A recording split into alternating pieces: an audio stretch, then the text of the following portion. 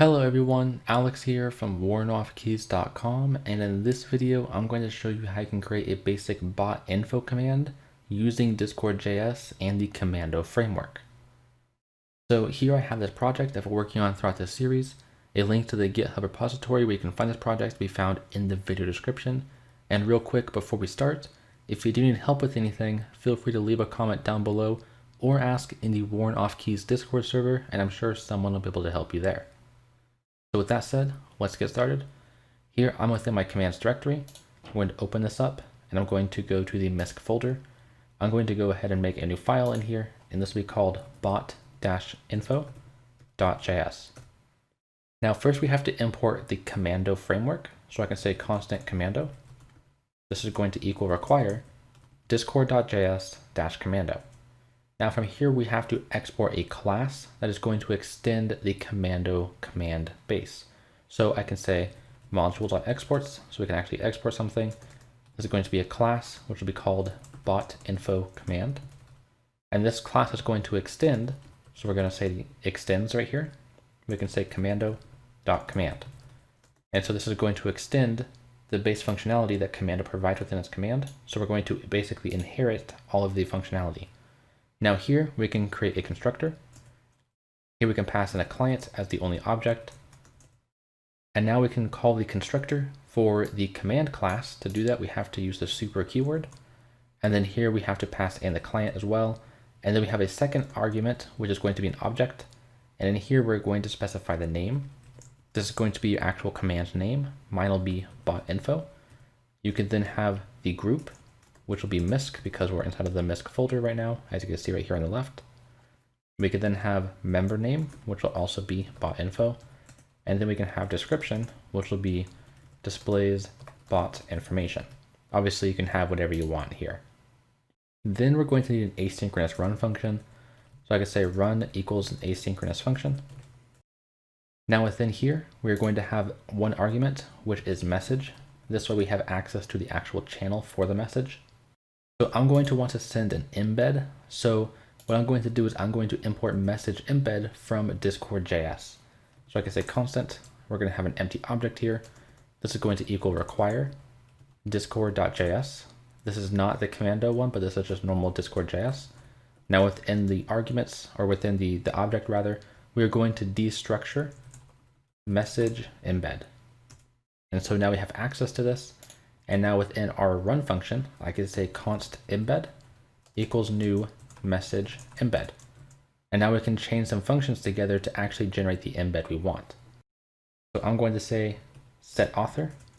And then within here, I'm going to have first a string with template literals.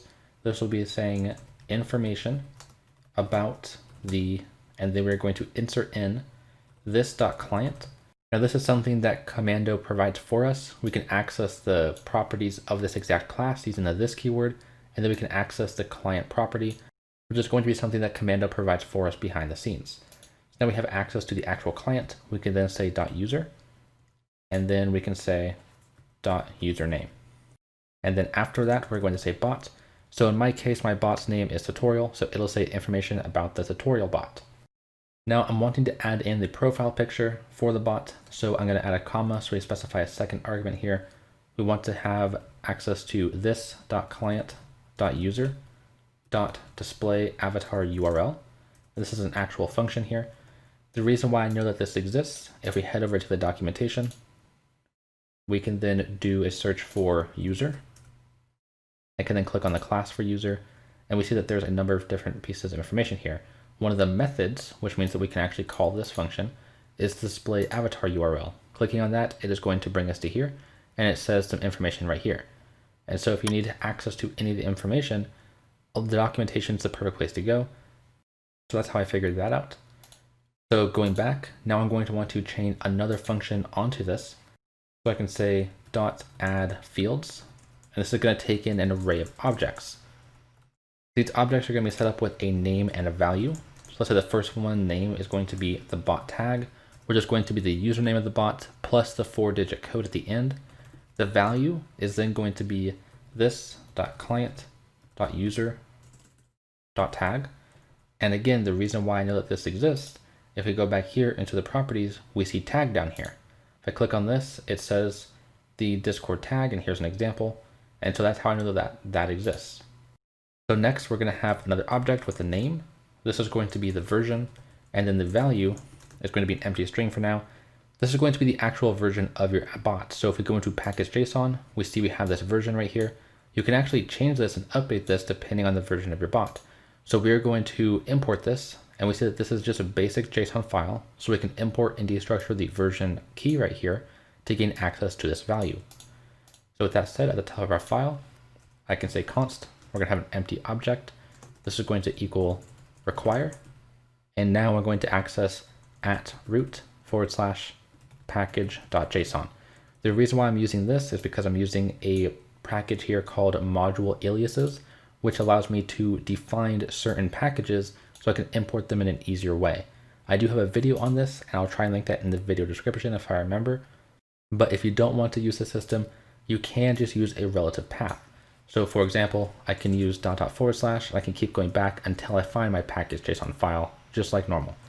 However, I'm going to keep on using my module aliases, so at root / package.json. So now at this stage, we want to actually import the version. And so that's going to destructure the version property from the object that's imported. And so this is going to be 1.0, like it normally says in our package.json. And of course, if you were to update package.json under the version, then that would update here as well. So scrolling down, we could then pass in the version. And we're going to add in a couple more fields, but I do want to test this just to make sure everything is working. So after we've created our embed here, we want to actually send it. So I'm going to say message.channel, and this is going to access the channel that that command was sent in, and then we can send our embed. So I can then save this, and going into my console, I can run my code with node index.js. I could then go into Discord, and under my tutorial channel, I can run !bot info. And now it says information about the tutorial bot. Here's the bot tag, and here's the version, which is 1.0.0, which is the exact version we have here. Now I'm going to update this for the next time we restart. We should see a change. Now going back, we're going to add a couple more things here. The next is going to be the server's command prefix. Now Commando has a feature built in that allows you to have per server command prefixes. And so we need to actually load the command prefix for the existing server where this command is being ran. So here we're going to have a name. This will be in double quotes. So I can say servers with a single quote here. So servers command prefix, and then the value is going to be message.guild.command prefix. Now message.guild is not a normal guild like you're used to. This message here actually isn't a normal message like you're used to. So if I go back into the documentation and I scroll all the way up, and you see right here, view docs for main library, I can change this to Commando. Then from here, I can do a search for Commando message, and we see it right here. So if I click on that, this is actually what we're going to be given within the run function right here.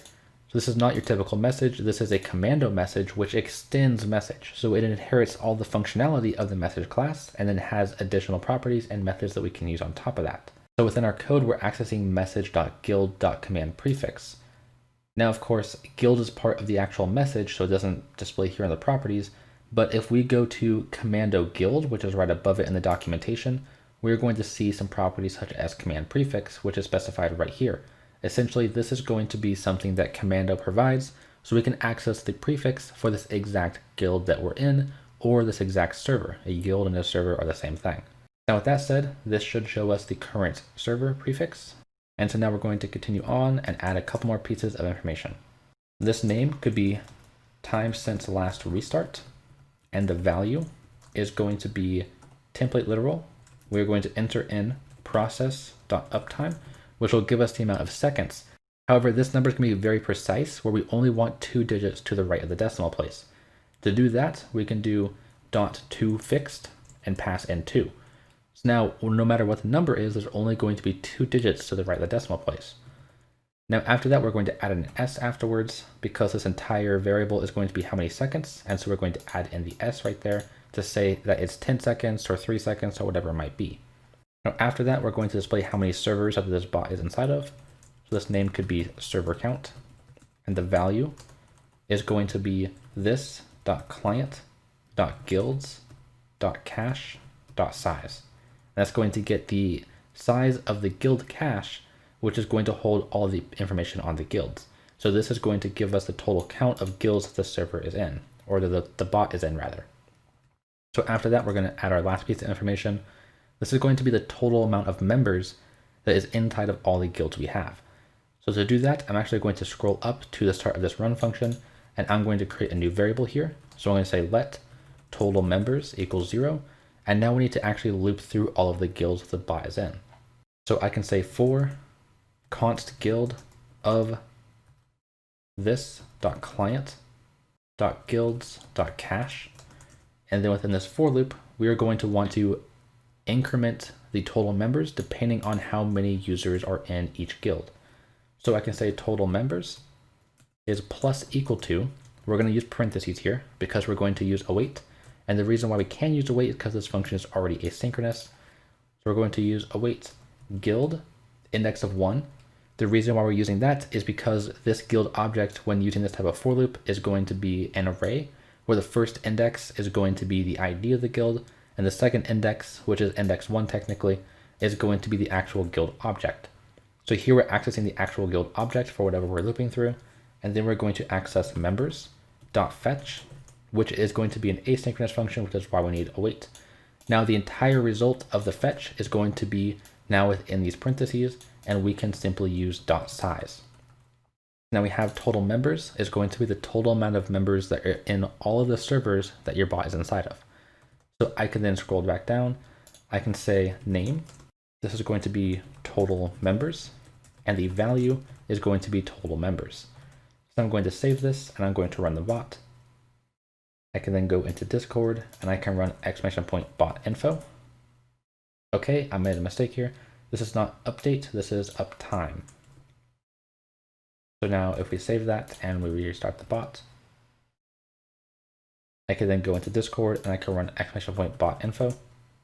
And here we see the version is 1.1. The server's command prefix is an exclamation point. The uptime is 5.64 seconds. It's only in this one server, and there's 336 people within the Worn Off Keys Discord, and that's the total members. Now, obviously, if there was multiple servers, the total members would be increased. And so we can run this again, so !bot info, and we then see that the server uptime, or the time since the last restart rather, is going to be 28 seconds. Now, if I actually change the command prefix using commando, I could do !prefix question mark, and that's going to change the prefix to a question mark. So if I do !bot info, is then going to say a question mark here. And so if a different server had this bot and still had an exclamation point or similar type of different prefix, they would see that prefix while we would still see the question mark within this Discord.